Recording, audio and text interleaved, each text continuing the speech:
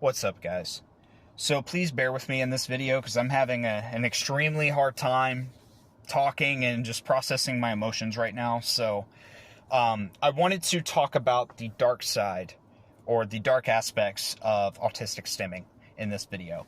Now, yesterday I had a video that was talking about the positive aspects and all the good things, and I had a lot of good points. If you haven't seen that video, go watch it because it's just really good, and if you need something positive, it'll probably help. But I also think it's just as important to talk about the other side of it. And so if you develop bad vices or bad habits that turn into basically bad stimming, it's not just a bad habit. It literally is something that you do without thinking, and it becomes super harmful. Now, I'm going to be careful about some of the extreme examples, but it can be from anything from addiction of any sort, not just from drugs or abuses, but it could also be, an exual addiction. It could be a corn addiction. It could be overeating or not eating enough, basically any form of self-harm. Basically not taking care of yourself, in whatever way that is, right?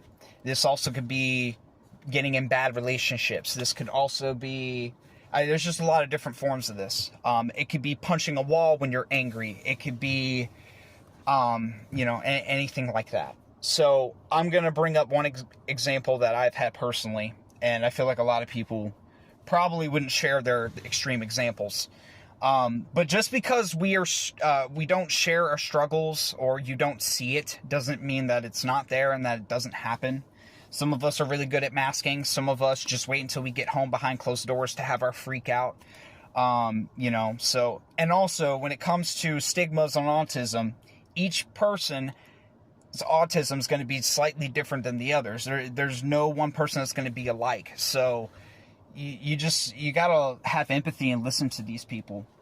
But especially when I have been overstimulated, angry or upset, or just in stressful situations that I couldn't get out of or remove myself, was when bad stimming would really be a problem for me. So when I was younger, punching holes in the wall and that kind of thing was something I did. But I would turn that into, oh, I'm going to hit you in the face or break this wall. I would turn that onto myself, and I would punch myself. There were times where I would just repetitively punch myself, and it became a habit to the point where I wouldn't even think about it, and I would have to stop myself, and it was so hard to do so. Literally things like moshing, music, dancing, all of that saved my life. I'm going to continue.